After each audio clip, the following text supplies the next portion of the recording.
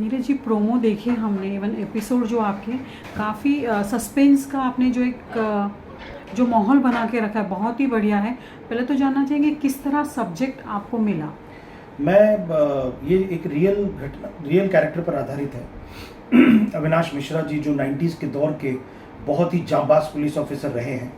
मैं लकी था कि मेरी उनसे मुलाकात हुई और एक 15 मिनट के अंदर ही हमने डिसाइड कर लिया कि उनकी कहानी कहनी है। और वो बहुत ही पर्दे के पीछे रहने वाले, पब्लिसिटी कभी न लेने वाले और सिर्फ क्राइम ख़त्म करने का जज्बा लेकर काम करने वाले पुलिस ऑफिसर रहे थे। तो मैंने उनसे कहा कि अविनाश जी, आपके जीवन को अब मुझे सौंप दीजिए और मुझे जैसे करना बनाने दीजिए। उन्होंने वो फ्रीडम दी और आज अविनाश मिश्रा आपके सामने है। एंड अविनाश मिश्रा आपके सामने है और आप सबको पसंद आ रहा है और कहानी लोगों को बहुत अपील कर रही है, किरदार बहुत अपील कर रहा है एंड आई एम लकी। जो मतलब हमें जितना क्राइम का पता है उसमें ऐसे होता है कि अगर कोई एनकाउंटर कर रहा है तो भला और बुरा दोनों ढंग का इस्तेमाल करना पड़ता है। तो आपने इसमें क्या छोड़ दिया? लिया तो आपने जो लिया वो तो हम देख पाएंगे। हाँ। छोड़ा क्या क्या दिखाना सोचा नहीं? आई थिंक मैंने ऐसा कुछ छोड़ा नहीं है। आप जब पूरे सारे एपिसोड देखेंगे तो आपको हर चीज़ मिलेगी और अविनाश के किरदार को मैंने बहुत रियल बनाया है। वो हीरो होते हुए भी एक आम इंसान की तरह उसके अंदर भी फियर है, उसके अंदर भी कुछ ऐसे ट्रेट्स हैं जो उसको परफेक्ट नहीं बनाते, तभी तो वो एक नॉर्मल रियल हीरो बनेगा। और बहुत कमाल किरदार है अविनाश जी के जीवन की और इस कैरेक्टर की कमाल की खूबी ये है कि इन्होंने 150 एनकाउंटर्स किए थे। 150 छोटा नंबर नहीं है, बहुत बड़ा नंबर है ऑफिशियली। और उसके बाद भी इन्होंने कम से कम 400 से 500 क्रिमिनल्स को रिफॉर्म किया, जिनको एनकाउंटर वो कर सकते थे, लेकिन उन्होंने उनको रिफॉर्म किया, मौका दिया फिर से जीने का और ज़िंदगी की मेन धारा में आने का। और आज वो सारे लोग अपनी कोई मैकेनिक बन गया है, कोई कहीं काम कर रहा है और आज सारे उनको गुरुजी कहते हैं। तो गुरुजी बने इसलिए ताकि वो लोगों की ज़िंदगियां बनाने लगे, ऐसा है। सर मतलब आपकी किरदार जो है वो स्टोरी रियल लाइफ है जी। तो किरदार का सिलेक्शन भी थोड़ा अनोखा है जी, तो उसके बारे में कुछ बताना चाहेंगे? रणदीप हुडा एक बहुत ही कमाल का एक्टर है और मुझे ये लगा था कि इस तरह का स्वैग जिसके अंदर एक एटीट्यूड हो, रियल परफॉर्मेंस हो, और मुझे एक बहुत कमिटेड एक्टर चाहिए था।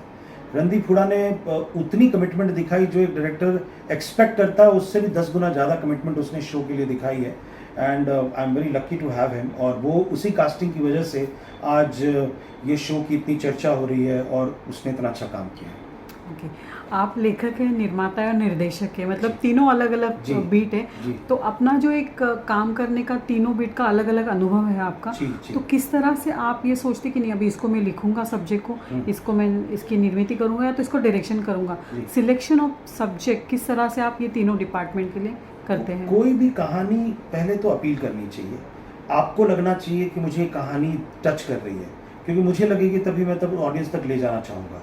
दूसरा एक डिसीजन होता है कॉमर्शियल डिसीजन, जब प्रोड्यूसर आता है कि ये कहानी अगर मैं कहना चाहता हूँ तो ये एज अ प्रोड्यूसर मैं इसको ऑडियंस तक पहुँचा पाऊँगा या इसे मैं किसी बड़े कॉर्पोरेट को बेच पाऊँगा।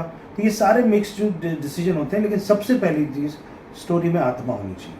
अगर स्टोरी में आत्मा है तो देन एवरीथिंग फॉल्स प्लेसेस। अगर आपको पसंद है तो आप वही कहानी दूसरों को कन्विंस कर पाओगे और बेच पाओगे। आपने ढेर सारी फिल्मों का निर्देशन किया और लेखन भी किया है, पर अभी थोड़ा सा ये दोनों मीडियम छोड़ते आप वेब सीरीज़ की तरफ क्यों बढ़े? वेब सीरीज़ अभी जिस तरह से आप देख रही हैं कि लॉकडाउन के बाद OTT एक बहुत बड़े मीडियम के तौर पर उभर कर आया, और मुझे ये करना इसलिए था क्योंकि OTT बहुत फ्रीडम देता है। फ्रीडम समय की देता है, फ्रीडम क्रिएटिविटी की देता है, दूसरा बहुत पर्सनल एक्सपीरियंस देता है। ऑडियंस अपने मोबाइल में बैठकर, अकेले में बैठकर, कहीं भी हो आपसे जुड़ा रहता है। तो मुझे लगा कि इसमें मेरी राइटिंग का और मेरे डायरेक्शन का बहुत अच्छा मुझे प्लेटफॉर्म मिलेगा दिखाने के लिए, और एक नया मीडियम था, मैं चैलेंज लेना पसंद करता हूँ और luckily people are loving it. आपने जो फिल्में लिखी है, आपने जो फिल्मों का निर्माण मतलब निर्मित या जो इसका डायरेक्शन किया है, उसमें से आपको ऐसे लालच नहीं हो किसी को ले लूँ मैं इसमें? उसमें से लालच तो था, लेकिन मुझे लगता था कि वो अगले प्रोजेक्ट्स में वो लालच पूरा कर दूंगा।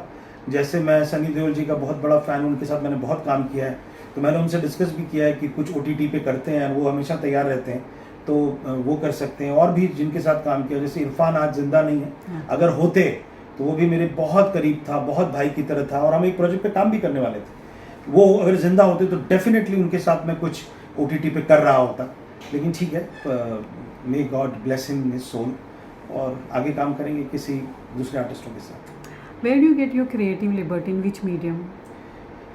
क्रिएटिव लिबर्टी तो सभी मीडियम में है, सिनेमा में भी है, इसमें भी है, लेकिन लिबर्टी होने के साथ एक जिम्मेदारी भी होती है कि जो भी आप काम कर रहे हैं, जैसे OTT है तो OTT का लैंग्वेज अलग है, तो जब लैंग्वेज अलग है तो आपको उसी तरह की जिम्मेदारी निभानी पड़ती है। आज जियो स्टूडियो ने मुझ पर भरोसा किया, ज्योति देशपांडे जी जो जियो की हेड है, उन्होंने एक 5 मिनट में मेरे ऊपर भरोसा जताकर ये शो मुझे दिया, तो मैं उनका शुक्रगुजार हूँ कि एक इतना फ्रीडम दिया कि Neeraj go and make your vision true, and today I am so lucky to have Jio Studio and Jio Cinema beside me, क्योंकि ऐसे प्लेटफॉर्म मिलते नहीं है जो आपको इस तरह का फ्रीडम देंगे, नीरज अपनी कहानी कहो अपने तरीके से, and I am so lucky with the whole team of Jio Studio, और मुझे मेरे लिए वो फैमिली है, तो मुझे ऐसा लगता ही नहीं है कि मैंने किसी कॉर्पोरेट के साथ काम किया है।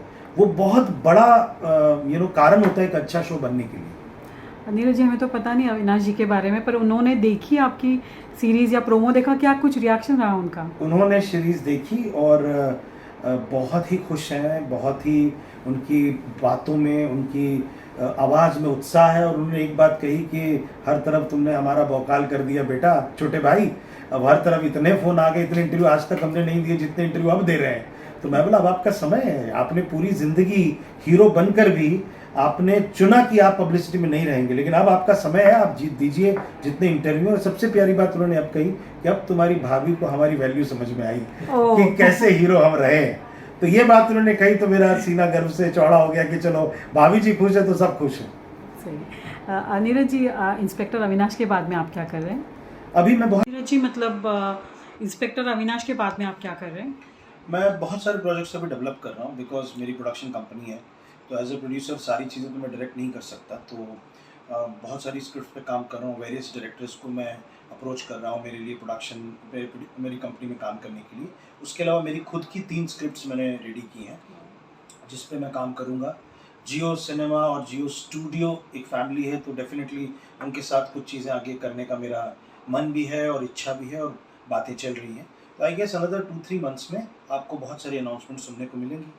कुछ थोड़ा डिटेल बताना चाहेंगे, क्योंकि आपकी लिखावट अलग है जी, तो स्टोरी के सब्जेक्ट भी अलग है, जो हमने आपका जो बायोग्राफी देखा उसमें, तो थोड़ी लालच हो रही है, मंशा हो रही है कि जो आपने कुछ लिखा है कुछ बताना चाहेंगे, एक लाइनर या कुछ हिंट वगैरह? अभी अपने 2 मैंने लिखी है, जो पहले अपनी लिखी थी वो बहुत बड़ा ब्लॉकबस्टर पिक्चर थी, तो अपने 2 मैंने लिखी है। मेरे बहुत प्रिय प्रोड्यूसर हैं दीपक मुकुट जी, उनके वो बना रहे हैं इसको, और अनिल शर्मा जी डायरेक्ट कर रहे हैं, तो जिसमें देओल्स हैं मेरी फैमिली, तो उसी तरह ही अपने 2 उसी तरह की कल्चर वैल्यूज़ को लेकर आने वाली है। ये मैंने लिखी है, रेस्ट ऑल मैं फिर आपको वक्त आने पे बताऊँगा। मेरे ख्याल से मेरे साथ में बहुत सारे लोग वेट कर रहे हैं अपने 2 का और आपकी आने वाली कलाकृतियों का। Thank you so much. All the best. Thank you so much.